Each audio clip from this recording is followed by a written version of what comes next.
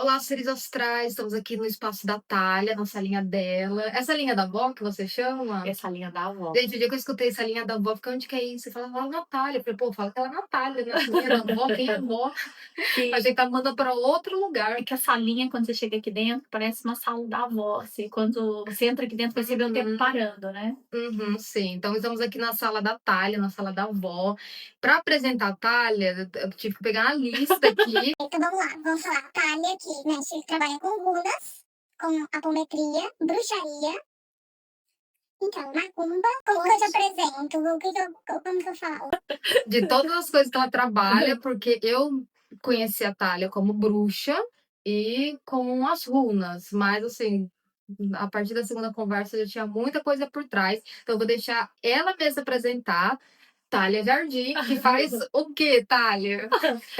Então, eu me formei como psicoterapeuta holística e dentro da quando você está se formando dentro dessa área, você passa por várias ferramentas, numerologia, cabala, você vai por exemplo, eu fiz apometria, eu fiz várias, ou seja, várias eu tive contato com várias ferramentas, radiestesia, mesas radiônicas, tudo aquilo que envolva espiritualidade, que a minha mente sempre foi muito ligada à parte da espiritualidade mais livre, tá. Uhum. E a partir daí você vai depois, é como se você fosse se especializando aquilo que te chama. Uhum. Quando eu me dediquei a fazer a psicoterapia, o bom de você ter contato com todas essas ferramentas é para quando chega um paciente, você saber da onde que ele vem. Percebe? Entendi. Então, agora, se você perguntar quais são as minhas áreas onde eu me vinquei mais, eu me vinquei dentro da numerologia da Cabala, né, onde eu tenho aí desenvolvido um trabalho que é o DNA de alma, que envolve todas essas ferramentas que eu fiz dentro da psicoterapia holística, as runas, também nessa parte da apometria, né, e agora eu sou jurimeira. Macumbeira, jurumeira, tá E apresentando. pronto, a minha base, que é a bruxaria tradicional. Mais que apresentada, porque Ah, depois da lista que eu peguei aqui, que eu fui listando, eu falei: "Melhor você falar, porque eu não vou dar conta de ler tudo isso aqui". Então tá apresentada, Thalia Jardim. Eu separei algumas perguntas pra fazer pra Thalia, mas primeiro, já pra começar assim, eu acho que é uma pelo menos é uma curiosidade minha, que a Thalia sabe tantas ferramentas que a gente não sabe, geralmente, qual que tem mais afinidade, qual que, a gente fala que é a nossa principal, né. Então qual foi a sua primeira ferramenta, o seu primeiro contato? eu acho que quase todas as pessoas que iniciam nessa parte do ocultismo se envereda para a bruxaria, porque as pessoas podem ter, uma imagem, um preconceito, né, já guardado dentro dela que a bruxaria são coisas que não é apropriadas, mas eu acho que quando a gente começa a misturar elementos, eu acho que a bruxaria é o primeiro caminho, quase todo mundo faz, e não foi diferente comigo. Mas a bruxaria, você fala na a manipulação de elementos, foi assim que você começou. Exatamente, sim. Quando você manipula o seu elemento juntamente com os outros. Acho que quando você começa a querer mais e a ganhar conhecimento, mesmo que sendo a parte mais intelectual, a nível de conhecimento, do autoconhecimento, você precisa colocar em prática. Então, a primeira coisa que comigo aconteceu foi essa minha prática ser dentro da bruxaria. Mas você tinha noção que era bruxaria? Porque tem gente que começa a manipular as coisas, não faz ideia, Eu já não tá tinha ideia. praticando. Sim, porque eu sempre tive uma mente mais universalista, eu nunca coloquei nome em nada, eu sempre medi as coisas e sentia as coisas na base das energias. Então, a bruxaria para mim sempre foi algo muito presente, eu sempre aceitei. Agora, se você me perguntasse, as pessoas sabiam que você estava trabalhando com bruxaria? Não, Mas você sabia. mas eu sabia. Isso faz quanto tempo, quantos anos atrás, assim? Você já era adulta, foi na adolescência? Como foi esse primeiro contato? Você sabe que todo mundo, quando faz aí uma análise da linha da vida, começa a perceber que desde pequeno, quem já tem essa tendência manipula. Então, eu desde pequenininha é que manipulava determinadas energias a meu favor e contra mim, porque é assim que se aprende. Eh, mas consciente como eu sei hoje, ok? Vamos dizer que foi desde 2013. 2012, 13. Uhum. Sim. Então, na bruxaria foi só a primeira ferramenta que você teve contato, mas eu conheci você, eu acredito que muitas pessoas aqui em Lisboa conhecem você devido à leitura, não sei se é assim que realmente Sim. fala, das runas. Sim. Quando que as runas entrou aí nesse caminho da bruxaria? Uma parte caótica que eu tava da minha vida, que toda pessoa, quando passa pela expansão da consciência, a gente tem surtos espirituais. Eu digo que é como se a gente estivesse tendo uma overdose espiritual. Quando a gente tá em busca do autoconhecimento, você quer saber, e às vezes esse querer saber, você como não coloca em prática, você tem pequenos surtos, ou mesmo essa overdose espiritual. Eu sempre, a minha base, essa linha da bruxaria sempre conversou muito forte comigo nos meus sonhos. Que eu divido eles em duas partes, sonhos ou projeção. E ambas elas sempre me trouxeram símbolos. E as runas apareceu para mim dessa forma. E quando você viu, você sabia que era runas? Não, nem fazia nem ideia. Meu Deus, eu pensava que era alguns risquinhos que estavam ali. Nessa época, a gente estava ali nessa questão do Facebook, né? E nas redes sociais, e eu estava passando ali vídeos e vendo postagem de pessoas, eu já não me lembro muito bem, mas apareceu para mim algo falando sobre runas. Entendi. E eu pensei, caraca, meu Deus! Misericórdia, olha aí! Isso são as letrinhas que eu vi. Então, a partir desse dia, eu comecei ali eu soube o nome, e a partir daí eu comecei a me interessar mais e mais. O meu primeiro contato com as runas foi em um curso extenso de iniciação, quando você começa a entender o que são as runas, você começa a trabalhar. Éramos uma turma de 40 pessoas e só ficou eu e uma outra pessoa a trabalhar com runas. E mesmo assim, eu saí dali nem sabendo beabá. Foi quando eu conheci a minha mestre, a Camila, brasileira. Um poço de conhecimento. E ali com ela eu passei a entender e a viver as runas. E isso dá-se o nome de runóloga, e mais pra frente, Volva. Não. E eu tive contato com runas depois que eu te conheci, né? Não fazia ideia o que era runas, do que se tratava. E eu lembro que a primeira vez que você jogou pra mim, era tanto detalhe de informação que eu fiquei, porque eu estava acostumada à leitura de tarô, por exemplo, eu nunca passei por uma leitura de búzios. Mas até em tarô já fiz leituras assim muito profundas também. Mas as runas, não sei, era alguma coisa diferente de profundidade. Era muito detalhe, sabe? Era coisas que eu sabia que estava acontecendo, mas talvez eu não tinha uma visão muito clara. E conforme você ia jogando e ia questionando, eu pensava, meu Deus, como que ela sabe disso? Mas isso tá aí, né? Porque Era só pedrinhas. né? Porque assim, dentro da minha ignorância, né? Ela falou, mas como que ela tá vendo isso? E aí o que aconteceu? Em uma leitura, vamos supor, teve uma runa, que aí você me falou determinada coisa, e aí numa segunda leitura essa runa saiu, só que você me disse outra completamente diferente. Eu falei, nossa, mas não é a mesma, mas não significa a mesma coisa. Só que o que você disse tanto na primeira leitura, ou na segunda, terceira, fazia sentido. E foi, mas a mesma runa, com uma mensagem totalmente diferente. Aí eu lembro que, né, em algum momento que eu te questionei, você falou, porque ela saiu pra cima, porque ela saiu virada, espelhada. O estudo das runas é um estudo complexo.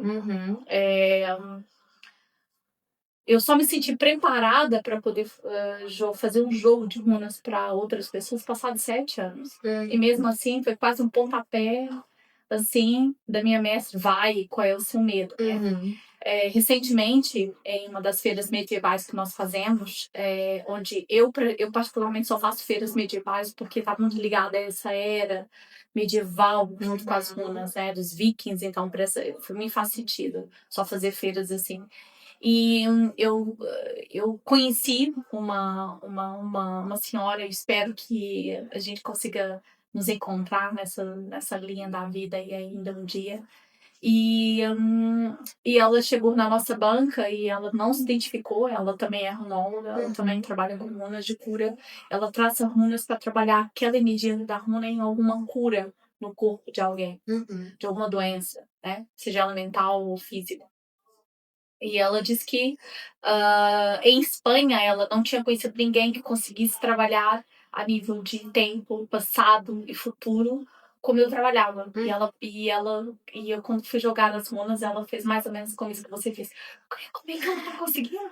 E eu digo isso porque as runas, elas vão usar a sua mestria. Elas vão capacitar você de ver aquilo que você está preparado.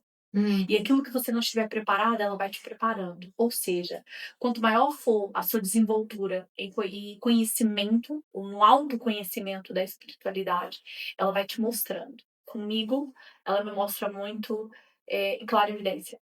Então é como se ela passasse um filme na minha cabeça, onde só eu conseguisse ver. Por isso o detalhe das coisas. E ela trabalha também com a sombra. Ela vai me falar aquilo que você esconde em você mesma. Isso é verdade.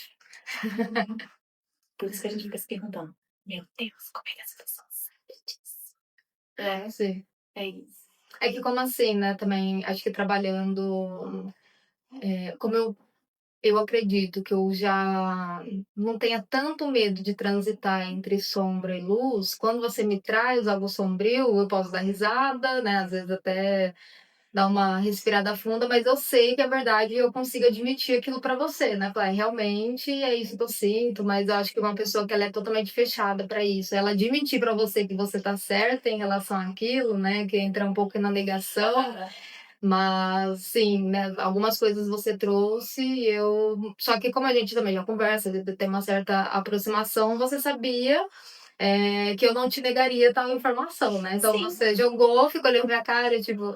Ou então, muitas das vezes, em consultas que nós duas fazemos, você interioriza, leva pra casa, fica ali a digerir tudo aquilo e passados uns dias você liga e você fala, amiga, é verdade. Eu preciso ver isso. E isso é muito importante. Esse é o verdadeiro trabalho, seja com runa, seja com tarô, seja com o que for. Sim. É você. O que nós vimos são as probabilidades dos acontecimentos. Mas, a nível de emoção e de sentimento, a gente consegue acessar porque você educa. Depois é fácil, é só você trabalhar isso em casa e a primeira pessoa que tem que aceitar isso é você mesma. Sim, sim. Né? O tarô, né, como eu trabalho com o tarô, tem essa questão da visualização também. Então, às vezes eu tô. Já aconteceu, por exemplo, de eu pegar uma carta, uma pessoa me dá, né, ela tirar, e aí eu olhar, eu ter certeza que eu vi, por um exemplo, Imperatriz.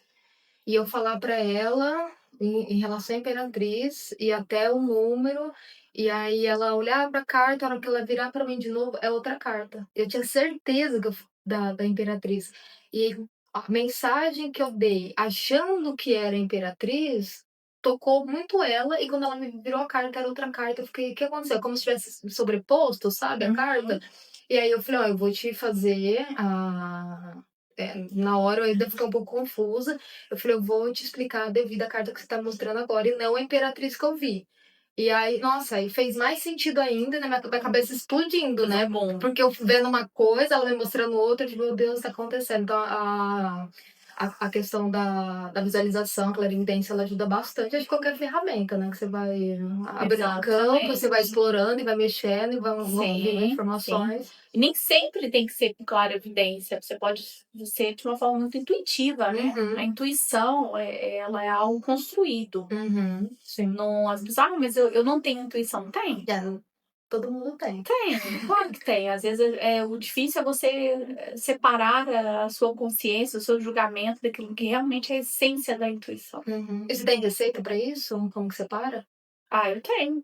Como que você faz? Caindo, levantando, sentindo, você achando que você é doida, você controlando o seu animismo. E isso é treino. Uhum.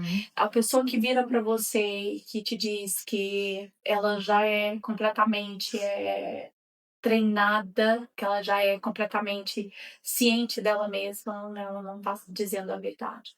Todos os dias vai acontecendo coisas diferentes que vai fazendo você questionar. Já transcendeu, né? Essa pessoa ela já tá nesse nível de Nem beber iluminação. aqui, né? Então, é interessante também tá vendo. Uhum. Não sei, esse é um altar de freio. É.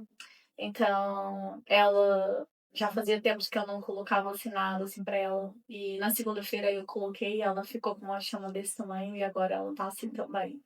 É linda. Freia é uma, é uma deusa linda para se trabalhar. É uma deusa que fala muito sobre a prosperidade, sobre a mulher, Uhum. sobre o empoderamento, sobre a união de mulheres em prol de algo importante.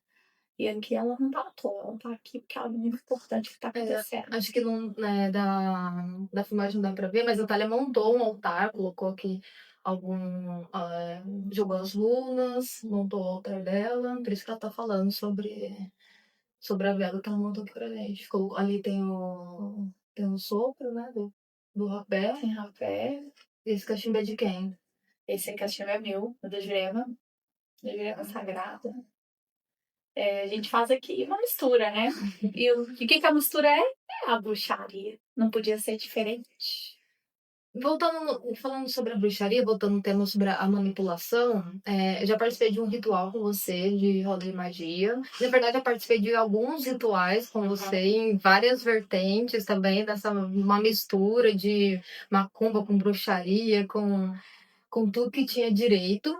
Mas na manipulação da erva, eu vejo bastante nas suas aulas, você passando conhecimento, sempre tentando fazer com que as pessoas tenham mais autonomia com isso para ela, em casa. Então, você acha que é onde está a dificuldade das pessoas? No entendimento, na preguiça, Na procrastinação.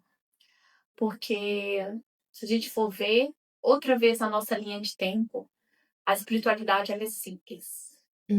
Ela é simples. Sim. Se a gente for pegar um exemplo, como por exemplo, Reiki, que você gosta muito, o que ele diz nos ensinamentos dele? Só por hoje, ele fala. Só por hoje, as coisas muito simples. Só por hoje não se chatear, fazer o básico bem feito, coisas mais simples mesmo. E a bruxaria não poderia ser diferente. É importante a gente saber que quando a gente vai olhar para trás para nossa ancestralidade, era passado de mãe para filha, de avó para neta. Então aqui é igual, é passado de mulher para mulher, de mulher para homem, de mulher para uma alma. Nós aqui a gente não fala sobre se a pessoa é homem, se a pessoa é mulher, a gente está trabalhando aqui com almas. Então eu acho que o dever de quem vem com o propósito de ensinar é levar essa leveza e a simplicidade daquilo que é. A natureza ela é simples. Então, o que eu tento trazer chama-se responsabilidade espiritual. Eu não posso estar 24 horas contigo. E você não pode me pegar uma bengala, até porque eu não autorizo. Quando a gente começa a perceber que isso é importante você também passar o conhecimento para outra pessoa e a responsabilidade espiritual. Daí o ensinar. Daí, quando eu ensino, mas eu não posso obrigar a pessoa a colocar em prática. Mas eu já fico muito feliz quando eu vejo pessoas, quase todas da nossa roda de magia que nós fizemos a última vez, vai postando elas fazendo os banhos, acordando as ervas, sussurrando os pedidos, falando com a alma, trazendo a ancestralidade. Isso para mim é muito gratificante. Sim, é bem bonito também ver esse feedback delas e elas se conectando dessa maneira. Fora a procrastinação, né, que é um pouco parte delas. Tem também, eu percebo, uma resistência em participar. Dentro da espiritualidade, a gente fala muito sobre os imprevistos, sobre, eu não tô bem para ir, né? Que a gente sabe que tem todo um significado, toda uma movimentação de energia por trás desse, não deu para eu ir, não dá dessa vez. Aquela pessoa que não dá certo dela participar de um ritual, né? A gente sabe toda a movimentação que existe, espiritual, energeticamente, para que isso não seja concretizado. Mas eu percebo. Sinto, né? Pode ser impressão minha também, tem uma resistência em cumprir um ritual simples, porque tomar banho toda semana diário, para mim, é um ritual simples. Eu vou tomar banho de qualquer jeito. Então, eu colocar ali mais 10 minutos no meu dia, 15 para preparar isso, não é muita coisa. Mas tem uma resistência, por exemplo, de participar dos rituais, uma resistência a se conectar. É sempre, e isso é clichê em todos os lugares, que as pessoas sempre procuram a igreja quando já tá com o bicho pegando, né? E não é diferente quando vem também mandar mensagem pra gente ou ligar, né? Em relação para você, muito mais, porque né, tem conhecimento mais vastos e até quem é aluna ou cliente minha tá sempre perguntando, tipo, agora mesmo, né? A gente passou num café antes de vir pra cá e eu falei, eu tô esperando a Natália pra tomar café. A primeira coisa que a Ingrid falou, graças a Deus, que ela vai vir aqui, porque eu preciso ligar. Tipo, nossa, a Thalia vai vir até mim, mas é a primeira vez que eu não vou eu encher o saco dela, né? Então, tem essa busca muito em cima da hora, assim. Como que a gente faz para, né, que você acha, para trazer essas pessoas quando as coisas são calmas, sabe? Para não ser um pedido de socorro, de desespero, mas para ela fazer, para prevenir, e não na hora do desespero. Sabe, Larissa, uma coisa que eu aprendi na minha prática pessoal e também no meu tato com o outro. Uhum. Tá? Da mesma forma que existem seres de luz, existem seres que estão aí vagando e que eles vão nos manipular, tá? Pra gente procrastinar, pra nos acontecer empecilhos, pra gente não conseguir ir em uma roda, pra gente não conseguir buscar o autoconhecimento, pra gente ir num terreiro, pra gente até mesmo ir numa igreja, em qualquer lugar. A espiritualidade, ela fala línguas. Por isso que se você me chamar para eu ir para um terreiro, eu vou. Se você me chamar para ir para uma quimbanda, eu vou. Se você me chamar, eu vou. Vou para uma Jurema e se você sabe o meu caminho agora dentro da Jurema. Eu gosto de colocar o meu pé e a minha presença onde eu me sinto bem. Seja ele em qualquer lugar que eu for. Você chega no meio da natureza, você encontra ali uma calmaria. Mas se você chegar no meio de uma tempestade, você encontra calmaria? Não.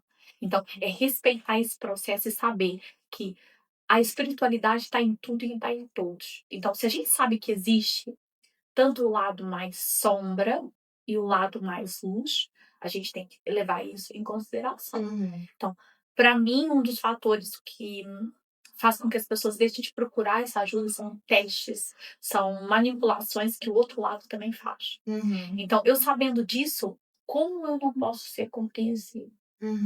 Então, é claro que eu não posso forçar a pessoa e nem fazer por ela, mas eu me torno sugestiva.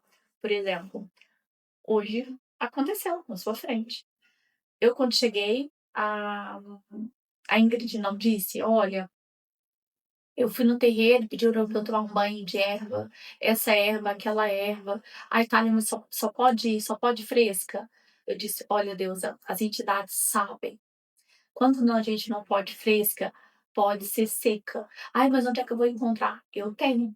E ela disse, eu quero, posso. A partir daí, o que que eu me coloco? Eu me coloco para ajudar, mas é claro que eu não vou fazer, eu não posso fazer por ela. Eu tenho que esperar também ela dar o outro passo. É uma dança, é como se fosse um tango.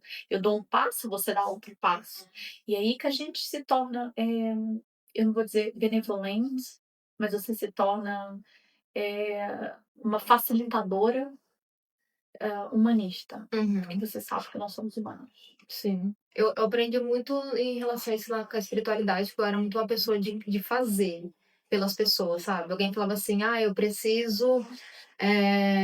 Eu tô sem emprego. Aí eu falava assim, emprego, eu, eu fazia o currículo da pessoa, eu me passa os dados, eu fazia o currículo, eu entrava no site, eu pesquisava, eu mandava, e aí eu me frustrava com um certo desinteresse da pessoa de fazer aquilo por ela. Uhum. E só com a espiritualidade, na verdade, o reiki, eu gosto muito da filosofia, porque o reiki me ensinou que o reiki, você só aplica quando você é solicitado. Você não pode oferecer, você não pode chegar uma pessoa aplicando reiki, você não pode. Ele só é solicitado. E aí eu percebi, né, conforme eu fui estudando, que isso é em qualquer coisa dentro da espiritualidade, não só dentro da espiritualidade. Eu não posso abrir tarô com uma pessoa se ela não quer, se ela não me pediu.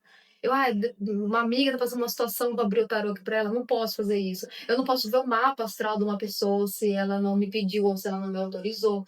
Então, como reiki, eu aprendi isso, né, a não tomar essa frente pelas pessoas. E aí eu percebi que mesmo eu tenho certeza que aquilo vai ser a melhor coisa que ela vai poder fazer. Igual eu posso, e você sabe disso, que eu canso de passar seu telefone para as pessoas e procurar Você pode obrigar? Não pode. eu procuro a Thalia. Eu sei que aquilo vai salvar a vida dela. Eu vai tomar um banho na Thalia, procura a Thalia, vai jogar runas com a Thalia. Mesmo sabendo, só que é frustrante. Só que eu aprendi a engolir um pouco isso, porque não é o tempo da pessoa, não é. Enfim, igual a gente falou, tem o lado sombra, o lado luz. E tem os deslumbres do mundo, que do mesmo jeito que a gente tenta, né, puxar para não só nós, né, os guias, os nossos guias também ajudando essa pessoa a vir para um certo cuidado, um certo estudo, a seguir um caminho ok, não dentro de doutrinas, mas dentro do que é moral mesmo, da moralidade, do que é correto. Só que a gente sabe que do outro lado tem também quem tá puxando a corda, né, pro deslumbre, Com certeza. para aquilo que brilha os olhos, para aquilo que é mais fácil, aquilo que dói Sim. menos. Porque a espiritualidade dói, né? A gente E sabe. dói no seu corpo físico também. Exatamente. Não é? Isso é bom as pessoas tirarem essa. Eu não sei, pintam a espiritualidade de uma forma muito bonita. É bonito, sim, mas ela dói. Ela é sentida, ela é vivida. No final do desenvolvimento, eu chego a passar 2 semanas meio desassociada. Pelo quê? Uhum. Isso é o desenvolvimento, isso é você expandir. Então, você vai sentir no seu corpo físico. Uhum. Nós somos mente, corpo e Sim. espírito. Então, o seu corpo físico vai sentir. Então, é bom a gente tirar esse véu de boniteza que tem aí. A espiritualidade é bonita, ela é maravilhosa, mas ela dói, ela cura, ela dói. Então, eu não vou mentir, Sim. certo? Então, essa é a linha. Eu costumo falar que é a espiritualidade chapada.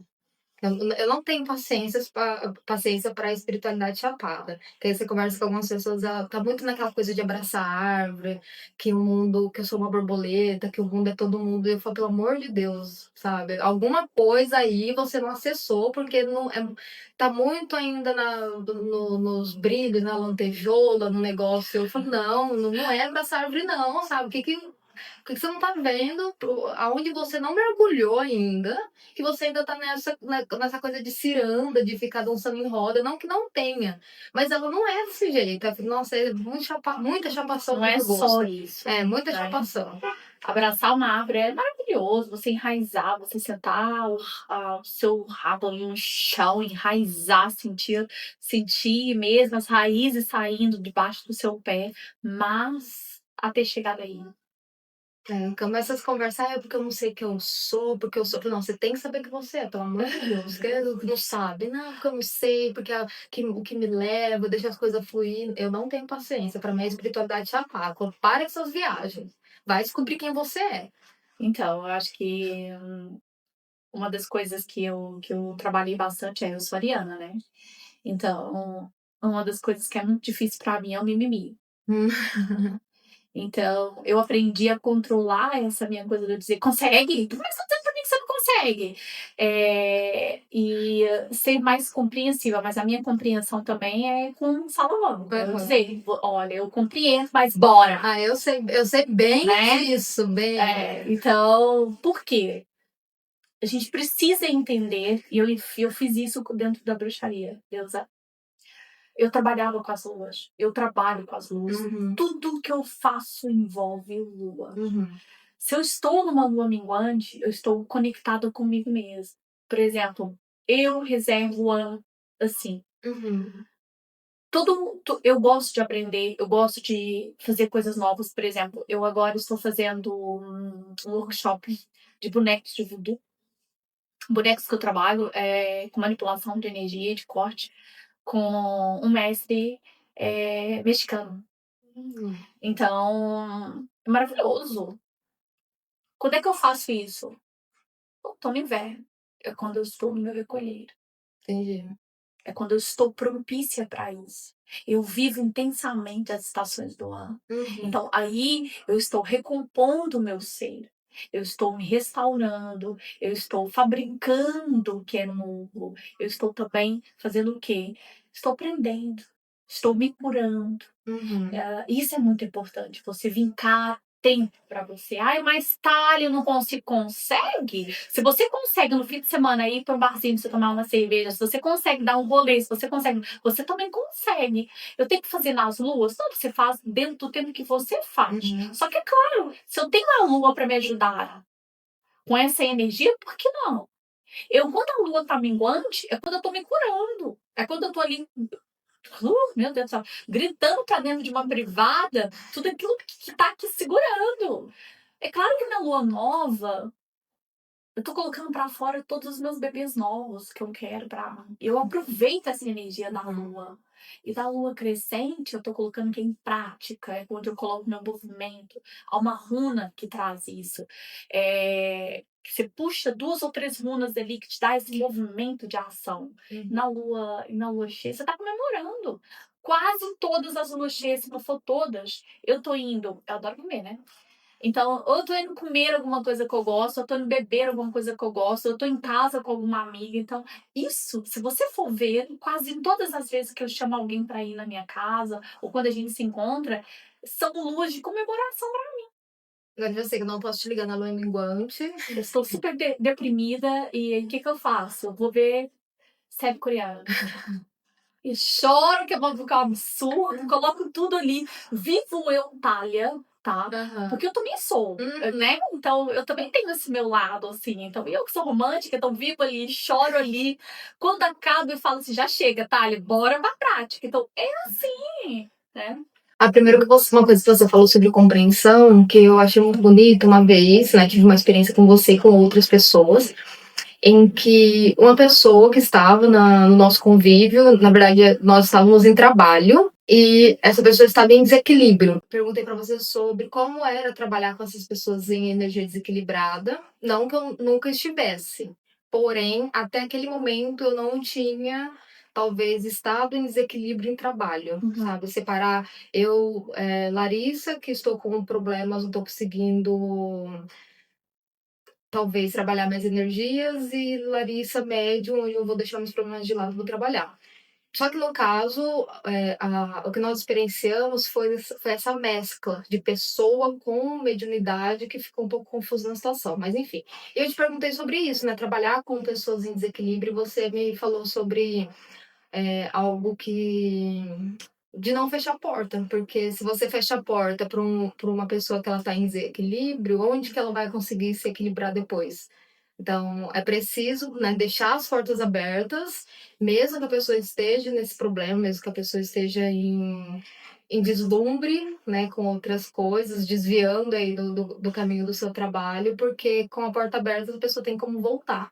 E se você fecha a porta, mesmo que isso, de certa maneira, demande mais o seu trabalho, né? Porque você tem que ficar de olho, você tem que ficar monitorando, você tem que também ter o seu lugar de mãe da casa, de conversar depois, demanda mais trabalho.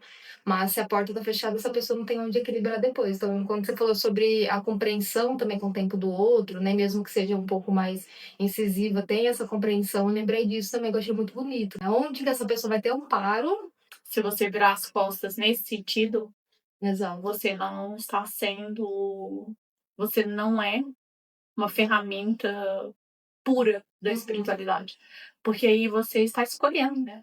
Sim. Quem é que eu vou ajudar? Sim. Quem é que eu vou ser essa ferramenta para a espiritualidade? Eu nos vejo assim.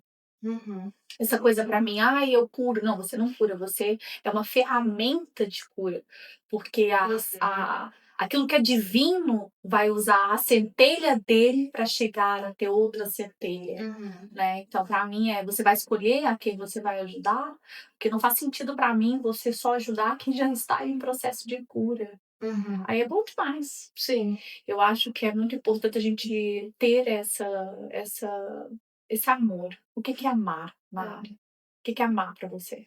Ó, tem uma amiga minha que ela é, por incrível que pareça, ela é da congregação cristã, Aham. vai com o véuzinho dela, tem a mesma idade que eu, conheci ela na faculdade, ela vai com o véuzinho dela na cabeça, e uma vez a gente saiu da faculdade, ela falou pra mim, que é muito fácil amar quem merece.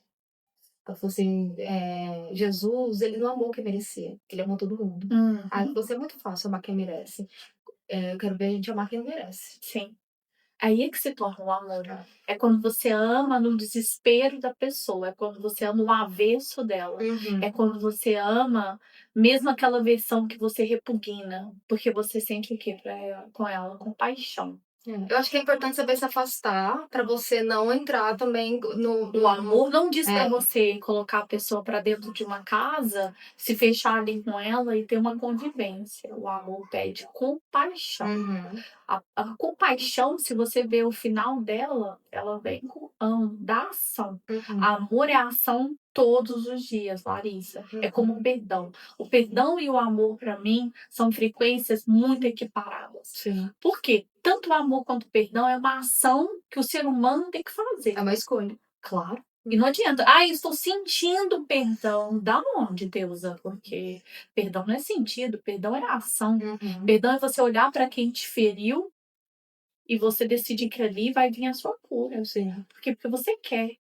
E se você não consegue, né, por exemplo, se você naquele momento não consegue estar nesse contato direto com a pessoa, porque às vezes vocês estão dentro do mesmo conflito, saber modos de outras pessoas chegar até ela, né? Sim, Ela falou, eu não exatamente. consigo fazer isso, mas você não faça desse jeito, porque senão a pessoa não tem onde se amparar. Como é que Então, se chama isso? Compaixão. E a compaixão, ela vem aí. A compaixão é como se fosse o sobrenome do amor. É impossível você amar se você não tiver compaixão pela pessoa. Então, para mim, uma das coisas que foi muito bonito na expansão da minha consciência foi saber como a energia divina tem compaixão por nós, em todos os sentidos. Hoje você pode abrir aí as notícias e ver que realmente existe um caos no mundo, né? Mas existe também coisas maravilhosas você fazer uma dosagem. Então, não adianta você viver no caos se você sabe que você pode viver na virtude, no amor, na compreensão, na compaixão. Então, isso para mim é muito. São dosagens. Você tem a realidade, mas também você pode trabalhar a sua realidade. Aquilo que você quer ver. O sistema te bloqueia. Mas o que faz você ficar nesse quadrado do sistema é a sua escolha. É o seu livre-arbítrio. Sim. É um processo um pouco difícil, né? Você chegar nesse nível de consciência, porque você tem que passar por algumas coisas para chegar nesse nível de consciência, mas também quando você chega é difícil você cair, né? Você ir para cair, todo mundo vai cair, mas você cair tantos degraus já é um pouco mais difícil do que cair um ou dois, né? Acho que você vai passando por coisas que vão te levando nesse nível, que você tem uma compreensão dessa escolha, dessa compaixão, consegue subir 5 degraus depois que você termina todo esse processo, e talvez numa próxima você caia 1 ou 2 degraus, você não vai cair aos 5, né, você vai ficar na metade do Ou caminho. você vira. Achei muito interessante, recentemente, eu tô tendo mais contato com a minha linha de trabalho dentro da Jurema, e uma das coisas que eu sabia, né, a minha mestra de frente é Ritinha. Ritinha é uma energia muito querida, uma energia doce, uma energia angelical, uma energia engraçada. Apesar se a gente for ver esse lado mais sombra dela, ela também não papa coisas que não é tão legal. Ela é ciente do lado mais sombra dela. E eu acho engraçado porque ela leva isso com leveza. E quando eu vim trabalhar o meu mestre de frente, a primeira coisa que me veio foi o boiadeiro. Lembramos uma coisa, isso eu aprendi alguns anos atrás. trabalhando essa expansão da consciência dentro da espiritualidade, dentro dessa visão mais espiritualista. A gente vai atrair o que nós somos, certo? Uhum. Então é muito comum que os seus guias espirituais estejam dentro da sua ancestralidade. Uhum. E eu tenho uma ancestralidade muito vincada ali do sertão, por causa do meu avô, do boiadeiro, a parte dos índios, por causa da minha parte da minha avó. Uhum. Mas também tem uma parte mais celta. A minha avó, ela tem essa mistura entre italiano e português. Então, nós temos essa parte mais daqui, certo? Daqui da Europa. Eu comecei a ver que o meu mestre, que é o boiadeiro, mas tem uma linha de boiadeiro, que é o Zé da Virada. Zé da Virada foi um homem que ficou louco com uma dor. A mulher, ele perdeu a mulher e os filhos. A mulher teve um surto e a mulher tirou a vida dela e dos filhos. Ele ficou sem nada. E ele, durante um bom tempo, ele passou na loucura do mental dele, do caos. Sim. E ele teve uma ajuda de quem? De um dos melhores amigos dele. E de um pajé. Quem salvou ele? A natureza, as entranhas dele, a essência dele. Ele, quando foi curado por esse índio, por esse caboclo, ele, acho que foi o caboclo, foi o pajé, que eu já não lembro da história direito, ele deu a virada na vida dele. Então ele te fala o quê? Hoje pode estar ruim, hoje pode estar no caos, mas amanhã você vira. Então isso pra mim ficou muito vincado, porque eu já passei por isso na minha vida. Em um momento que eu achava que eu não ia fazer a virada de chave, e eu virei. E só passava um tempo em que eu percebi que eu tinha virado. Porque você não dá conta de coisas muito boas na sua vida quando você já está acostumado a viver no caos. Deu pra entender? Sim, sim. Então, ele quando vem, eu agora percebo por que eu tinha que ser mesmo Zé da Virada. Porque é importante, eu tô sempre acreditando em hoje, e hoje mesmo nós falamos sobre isso. Sobre o A minha otimismo, Vênus, o otimismo na Vênus. Aí eu E- acreditar. então tinha que ser, porque eu acredito na virada de todo mundo. Muitas vezes, quando a gente está com trabalhos difíceis espirituais, você já presenciou, você dá um toque assim, amiga, e agora? A pessoa vai cair, a pessoa vai mudar, a pessoa vai sentir, a pessoa vai querer essa mudança, Larissa. E não acontece? Ai, você acredita mais que eu? Eu acredito, eu sinto, porque não é só eu acreditar, eu vibro nessa frequência. E essa frequência eu tento doar para aquela pessoa que está sendo tratada, porque isso é importante. A gente, quando está trabalhando com ectoplasma, você pode contaminar o ectoplasma que você está vibrando. Então, se é para contaminar, contamine com amor, com compaixão, com tudo aquilo que é bom, sabe? Então, Eu acredito, não que eu não acredito na virada de todo mundo. Eu acredito que todo mundo possa chegar em qualquer nível. Eu acredito nisso. Só que quando eu vejo o processo de uma pessoa que ela tá muito na dor ainda, e até você percebe que é um processo de cura, fala assim, é esse o caminho, só que sabe quando você tá dirigindo o volante e começa a tremer? Você pensa, a pessoa não vai aguentar. por que tá tremendo? Entende? Tipo, quando eu percebo que a pessoa ela tá sofrendo muito naquele processo, aí eu não consigo ser tão otimista. Eu falo, ela vai fraquejar, ela vai sucumbir porque ela não vai aguentar o processo até o final. Justamente pela essa dor que é o processo espiritual, não é que eu não acredito, eu acredito, eu sei que ela pode, mas eu acho que eu já vi tantas pessoas desistindo nesse caminho, sabe? Vai no exemplo do volante que você deu. Se você está conduzindo um carro, você está forçando por ele, o que o carro fica? Ele não treme? Então, o que você faz? Você reduz a velocidade, certo? Então, se eu tenho ali alguém que está ali nesse sofrimento, você sabe que ela está ali, ela está forçando, até ela mesma, ela está forçando ela mesma a andar, ou a dar 2 ou 3 passos para frente. O que você faz? Você recua e você diz para ela assim, tá tudo bem. Então, só que quando eu vejo uma pessoa recuando, eu penso. Eu não penso que ela desacelerou. Eu penso que ela parou. Ah, entendi. Ela parou em algum momento, numa outra, quando vier a próxima tempestade, ela vai ter que entrar dentro do carro de novo. E é o que eu sempre falo, né? De procurar a igreja só quando o pau tá torando. Então, quando. Não é, pra mim, eu não vejo as pessoas acelerando. Eu penso, ela parou no meio do caminho. Numa próxima, daqui a 1 ano, 10, ou numa próxima vida, ela vai ter que entrar dentro do carro de novo. Então, eu acredito que posso chegar nesse nível, só que quando eu vejo a pessoa muito em dor, você fala, não vai aguentar. Comigo, desacelero. Só que eu não vejo outra alternativa. Eu falo assim: "Ai, vou estar dentro do carro, o carro o máximo que vai acontecer vai capotar", porque eu não vejo outra alternativa, sabe. Eu não vejo se eu parar no meio do caminho, pra mim é pior. Tudo que é pior. Então, vai capotando mesmo, vai você já sabe, porque eu teve fase de eu encher seu saco todo santo dia, falar: "Pelo amor de Deus, a pergunta me leva para um rapé, para um despacho, para um" E o que eu te dizia todas as vezes que você me ligava? muitas coisas. O que eu fazia você? O que eu tentava de fazer? Desacelerar. Esperar. Por quê? Eu não você em momento nenhum você parou. Você só recuou alguns momentos ali que era para você ver que realmente você estava vivendo aquilo. Era algo que você não poderia colocar debaixo do tapete, porque vamos pegar Então, aqui pra mim um não tem essa exemplo. alternativa, sabe. Agora não, mas havia um antes da Larissa que colocava as coisas para debaixo do tapete. Eu resolvo amanhã, porque você tinha tanta coisa para você tratar que você ia resolver amanhã. Eu cheguei para você, Lari, a gente pode demorar o tempo que for. Você não vai colocar mais coisas para debaixo do tapete. O que a gente fazia? A gente recuava, mas a gente estava recuando não era no tempo. A gente Uhum. estava recuando na estratégia. A gente estava procurando plano B, plano C, plano D. Você estava, porque por mim eu estava já metendo o pé no acelerador e o carro voando e capotando e voando de novo. Não, você estava sempre na ativa, e isso é muito importante. Capotando ou não, você está em ação.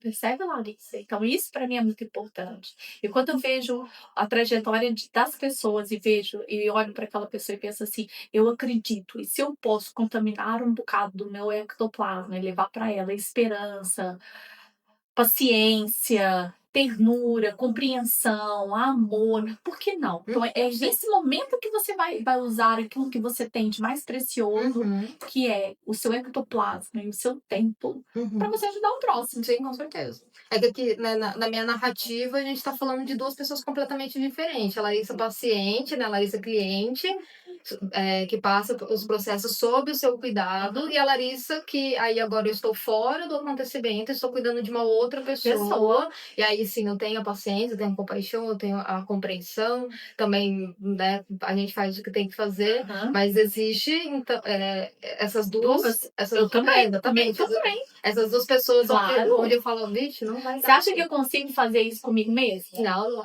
A gente percebe? Então, é muito importante e até é saudável. Eu não trato família. Uhum. O que eu posso tratar o mais próximo são amigos próximos, mas eu não consigo me tratar. Não, é muito Eu posso difícil. tentar colocar em práticas algumas coisas, por exemplo, trabalhar no mental, porque o meu mental ele me prejudica bastante. Então, hoje em dia, eu já sei controlar mais essa ansiedade e saber aonde eu posso manipular aqui os meus pensamentos. Mas é assim, né? Acho que a gente consegue se ajudar até um certo ponto, assim, depois precisa de auxílio, e o que é importante de uma comunidade, o que é importante de uma rede de apoio, né? Então, com várias ferramentas e conhecimentos. É importante ter, mesmo que você seja um mentor, um guia, um professor, você ter outras pessoas com um nível também de conhecimento de algumas ferramentas para te auxiliar, algum conhecimento. E não falo um conhecimento de um curso X, uma faculdade, às vezes a pessoa só com uma sabedoria em algumas áreas mais do que você, com uma pessoa que já passou por mais coisas do que você, que tem ali algo para te dizer também. Então é importante também estar cercada, né, por essas pessoas que podem também te auxiliar e te direcionar de um certo modo, né? A gente trabalha em conjunto, não é eu com uma outra pessoa, você com outra pessoa, nós dois, não, nós trabalhamos com muitas pessoas, que se um atende, o outro vem, o outro busca, pelo menos umas 10 pessoas no WhatsApp para ligar, para mandar mensagem, a gente tem, porque alguém tem que socorrer. Então eu falo sempre para as pessoas ter esse contato, ter esse apoio para ligar, né, dentro na comunidade na Toca, eu sempre pergunto, né, quem vai acender sua vela o dia que você puder? Porque tem dia que a gente não consegue acender a nossa própria vela. Não. E aí quem vai acender sua vela? Eu sempre pergunto isso para as meninas. Até porque, eu digo sempre, as pessoas que trabalham muito nessa parte, há muita gente que me procura pelo individualismo. São pessoas que não conseguem lidar com outras pessoas. Uhum. E eu digo, nós nascemos com o intuito a primeira missão que a gente tem é amar o outro. E a última também, eu acho. Porque você vai testando o tempo todo, né? Mas é claro que para você amar o outro, tem que fazer o dever de casa, que é amar você mesmo. Uhum. Então, quando você se ama, quando você consegue. Quando eu falo sobre amor próprio, as pessoas confundem muito com essa coisa da beleza, né? O amor próprio, a beleza verdadeira, ela é de dentro para fora. Ela vai primeiro restaurar o seu eu dentro e vai reludir cá fora. Então, eu fico pensando assim: se você fizer esse trabalho bem feito, você vai ter que te acender a vela depois, porque você vai conseguir amar o outro com a mesma capacidade que você se ama. Sim. Então, acho que começa por aí. E acho que também incentivar quando você chega nesse autocuidado, né, desse amor, você consegue fazer com que as pessoas, porque eu falo, né, eu acredito muito que o líder não é o que fala, é o que dá exemplo. E aí você consegue fazer com que as pessoas à sua volta façam também esse dever de casa, de se cuidar, de olhar para si, porque você começa a inspirar nas outras pessoas. Assim como, é claro que eu tento levar isso para as pessoas que eu convivo, mas porque eu tenho pessoas que eu convivo também que me levam para esse lugar, né, que me colocam nesse lugar, que fazem eu enxergar de uma outra maneira, me enxergar de uma outra maneira, fazer o meu dever de casa também, para que eu possa falar para outras pessoas fazer o dever de casa delas. Sabe como é que chama isso? Paciência.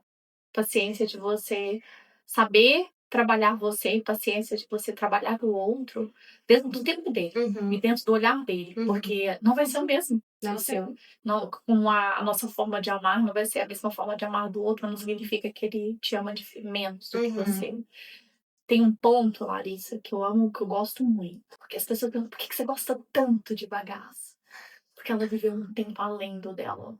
E toda vez que eu falo dela, meu olho enche água, porque isso é bom para aquelas mulheres, para os homens, para quem for, tá? Que estiver passando um momento difícil, ele saber que o tempo ajuda tudo.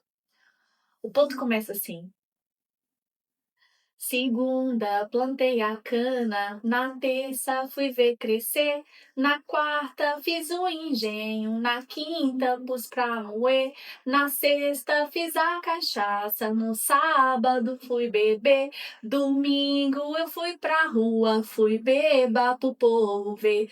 Fui beba pro povo ver. Fui beba pro povo ver. Fui beba pro povo ver. Fui beba pro povo ver. O que quer dizer isso? É aquela pessoa que ela foi paciente, que ela fez o quê? O que ela trouxe para ela? Resiliência. E ela foi por etapa. Ela montou um plano. Ela, segunda, ela fez uma coisa, na terça ela fez outra, até chegar domingo. Foi o processo certinho. No sábado, ela bebeu. Domingo, ela foi pra rua, bebam pro povo ver. O que quer dizer isso? É que ela ir pra rua pro povo... Não, vocês não estão entendendo o ponto. Quer dizer que quando ela teve essa paciência, essa resiliência com ela mesma, ela não teve medo de ninguém ver o resultado dela. Daí que é tão importante a gente ter paciência, não só comigo, mas a gente ter paciência com o resto do mundo e não ter medo depois de mostrar para o povo o seu resultado. Então isso para mim é muito importante. No sábado, ela bebeu no sábado, mas ela só foi mostrar para as pessoas no domingo. No domingo. Ela foi bêbada pro povo ver. Porque ela não tá vivendo pra ninguém, ela tá vivendo pra ela mesma. Isso pra mim é amor. Antes de você amar o outro, tem que se amar. Então, pra mim é o seguinte, ó. Eu sou assim, então eu vou te mostrar aquilo que eu sou. Porque se você for me amar, você vai me aceitar assim. E é assim, o verdadeiro amor não muda o outro, aceita. E vai ser aqui, né, benevolente, com compaixão com o outro, dentro do tempo, dentro daquilo que a pessoa consegue dar naquele momento. Se você tiver que recuar e montar plano B, plano C, plano D, você vai fazer, porque você ama aquela pessoa. Sim. Falando sobre você falou sobre a questão da Jurema, os ancestrais. Nós trabalhamos com a nossa linha ancestral, né? Como você falou. Tem o retiro em outubro, que você propôs a ideia de trabalhar com ancestralidade. A ancestralidade abrange muita coisa, tá? Se a gente pensar assim, dá conversa para 3 dias. Como que... Porque eu sei que tem alguns rituais que você colocou na agenda aí para cumprir junto com o retiro. Como que se trabalha a ancestralidade em 3 dias, ou até menos que isso? em 3 dias misturando tanta medicina. Porque assim, eu queria entender como que isso já vai ser feito, porque para ficar mais claro, como que se trabalha a ancestralidade dentro de um retiro com outras ferramentas, outras medicinas, dentro do contexto Thalia, né, que mistura macumba com bruxaria, com um monte de outras coisas. Lembra que você me disse aí que há muita gente que chega pra você e diz assim que não sabe quem ela é? Uhum. É porque ela não descobriu a ancestralidade dela. Então, esse tempo a gente vai tirar pra gente se conectar com aquilo que é realmente verdadeiro pra nós. Uhum. Aquilo que é ancestral. E às vezes a nossa ancestralidade vai se cruzar. Então, eu acredito que essas mulheres que vão se inscrever para esse retiro vão ser mulheres que estão ansiosas, onde o ventre dela vai estar ansioso, sabe? Para se conectar com a ancestralidade. E a ancestralidade, ela anda sempre conosco, deusa. São as primeiras energias que estão aí para nós. Então, ela é de fácil acesso. É a primeira de fácil acesso. Uhum. É tanto que a primeira coisa que a gente vai aprender a fazer ali vai ser a nossa guia de ancestralidade. Foi a minha primeira guia que eu fiz para mim, foi a minha guia de ancestralidade. Guia, sim. Sim, sim. Ela fala muito sobre os nossos laços para a nossa ancestralidade. Vai ser aquela guia que vai poder andar com você, vai poder estar no seu altar. Ela vai te ajudar você a lembrar quem você é. Mais ou menos como foi o ponto que eu disse, para você nunca esquecer. Porque às vezes a gente não pode ter vergonha da nossa ancestralidade. Quando você tem vergonha da sua ancestralidade, você tem vergonha de você mesmo. Uhum. E desse rito, né, todo esse trabalho que eu vou fazer de ancestralidade, em conhecer a ancestralidade para a gente, né, se reconhecer nisso, como dentro do que vocês propôs fazer no retiro, tem a parte, isso é colocado também, só para até mesmo para eu entender como isso funciona, tá? Não só no retiro, mas como isso funciona numa visão geral. Da cura ancestral. Isso será trabalhado no retiro, se sim ou não, independente, mas você consegue me explicar um pouco melhor sobre como que a gente consegue curar essa ancestralidade? Porque dentro de um conhecimento, né, de algumas filosofias, nós viemos para curar uma linha ancestral. 7 para trás.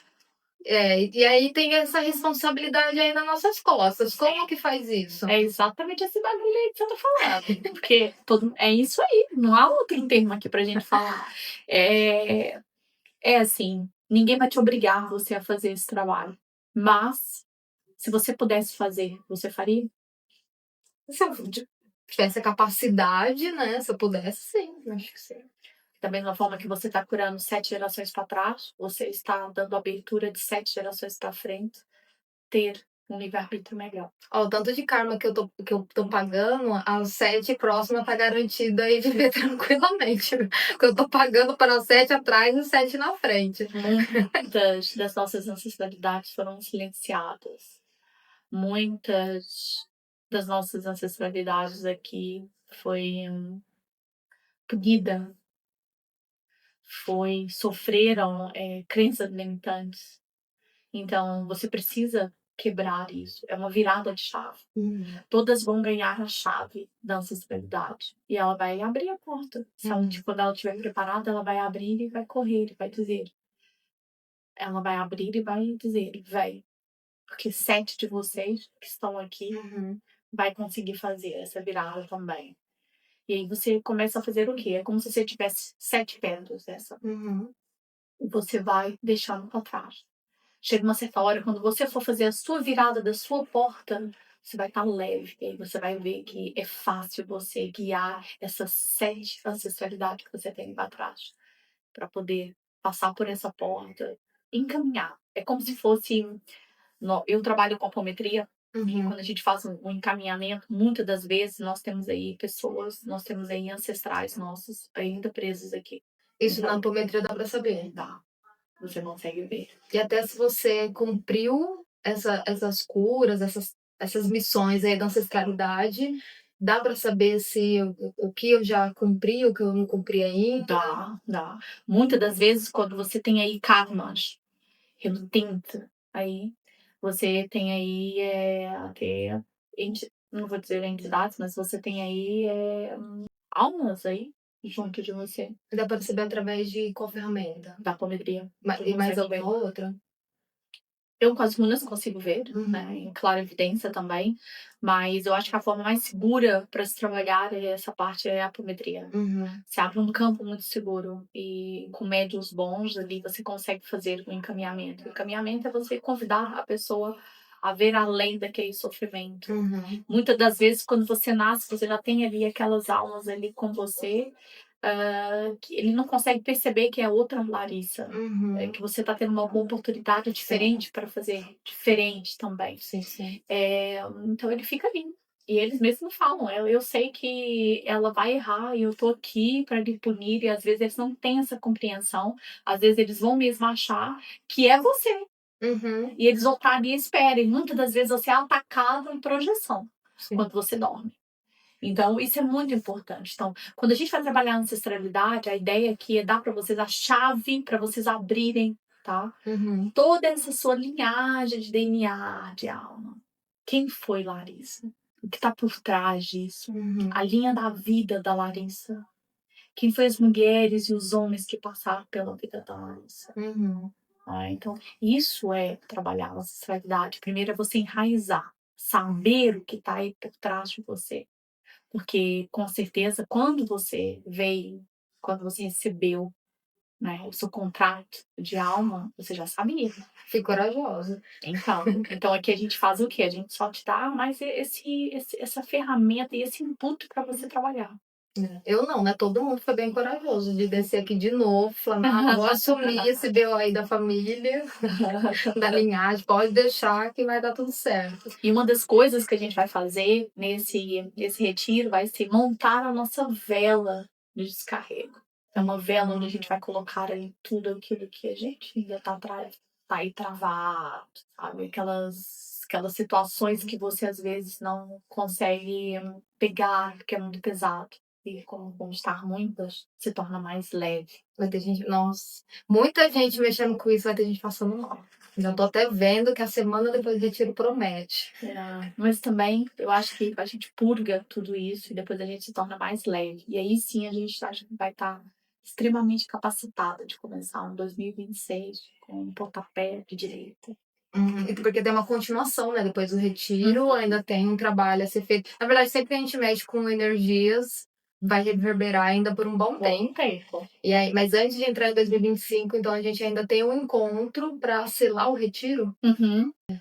Ou seja, a gente vai começar a passar mal em outubro com o trabalho da ancestralidade no retiro. Que eu sei que Depois a gente tem o caldeirão. vai ter criança chorando, que eu sei, porque eu conheço. E aí depois tem o caldeirão no Tem fim o do ano. caldeirão no fim do ano. No fim do ano. Aí a gente. O que eu faço aqui? Eu vejo a espiritualidade como um grande hospital espiritual. A espiritualidade para mim é isso. Por isso que, para mim, os panteões energéticos, eles funcionam na minha mente, não como nome, mas como o sentir da energia. Porque dentro do panteão lógico ele vai ter um nome, dentro da Umbanda ele vai ter outro nome, dentro do Espiritismo a gente vai dar outro nome, do Hinduísmo.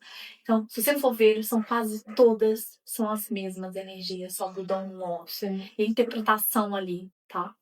Então, para que serve esse caldeirão? Esse caldeirão a gente mistura essas energias, por isso que a minha base vem da bruxaria, para a gente queimar essas pontas soltas. Então, se a gente vai começar a trabalhar isso no nosso retiro, a gente pode ter pontas soltas. Quem não tem, é aquilo que a gente vai enfiando para debaixo do tapete. Então, a ideia é um grande caldeirão aqui, é para você colocar lá para dentro tudo aquilo que ficou ali por trabalhar. E aí você começa o ano já diferente. Aí o que eu faço? Quando você vai numa consulta, num clínico geral, ele te pede vários exames, certo? Então, eu costumo pedir. Nesse encontro, é primordial que você tenha pelo menos alguma coisa relacionada com alguns exames, tá? Ou um mapa de numerologia, ou um mapa astrológico, para você poder ver o que te espera para aquele ano. E aí, nesse caldeirão, você vai transmutar o que está impedindo de você ser quem você tem que ser e vai fazer o quê? Eu não acredito muito no mapa dos sonhos, nem no quadro dos sonhos, porque sonhar para mim é uma coisa. Eu acredito em você intencionar e sentir e ser aquilo que você quer. E a partir do caldeirão a gente consegue trabalhar a manifestação. E é assim que a gente começa o nosso ano. Nossa. 2025 é um ano que foi regido por Júpiter, que é a energia da expansão, da espiritualidade. Foi um ano que eu percebi as pessoas à volta, assim, que mexeu com o espiritual de todo mundo. Quem não se movimentou levou uma surra, ou tá levando ainda, mas eu vi muita gente assim, avançar muito, sabe, naquilo que se propôs a estudar, a fazer, em questão do que é espiritual mesmo, de uma certa conexão. Também foi regido pela eremita, né, que tem essa coisa da introspecção, do buscar a sabedoria interna, do se isolar do externo para entender o interno. Então, várias energias. É um ano 9. A Galás. E aí é você que explica. A Galás nas runas, ela fala sobre a tempestade, sobre o momento onde a gente está trabalhando aquilo que a gente tem maior dificuldade, o nosso karma, o nosso dharma. Aquele momento onde a gente pergunta assim, você gosta de dançar na chuva? E você fala assim, eu vou rir dançando na chuva. E ele vai falar, então vai. Ele te fala, é o que tira da sua zona de conforto. Mas ele te tira te colocando a seguinte frase: vai na alegria ou vai na dor? A escolha é sua. Esse ano, né, toda essa busca por conexão, né, que você falando da tempestade, eu lembrei que também foi regido por Yansan, da ventania, aí, de tirar a coisa do lugar mesmo, pra tirar poeira, As máscaras levantar tudo, caindo. que acompanha Xangô, que vem com a justiça pra trás, né, tirar tudo do lugar, levantar a poeira para que a justiça seja feita. Então, foi um ano bem intenso. Acho que pela mesclada, que ano passado também veio do ano de Exu, que já foi um pouco mais denso, ano passado, né? Que aí realmente máscara derretendo, não foi nem tirada, foi derretida no rosto.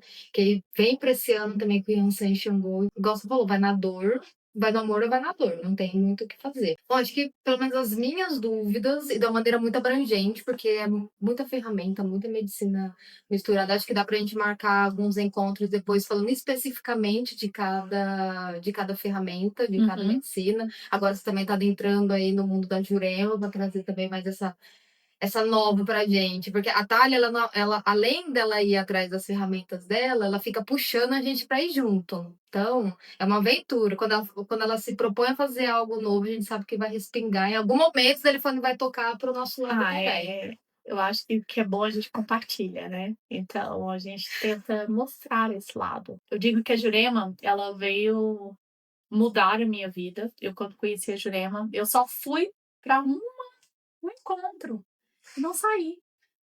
É incrível. Eu fui, o Thiago virou para mim e falou assim: olha, então a gente vai fazer primeiro uma Jurema de mesa e uma gira depois, e você participa. Aí logo na primeira não foi Jurema de mesa, foi Jurema de chão.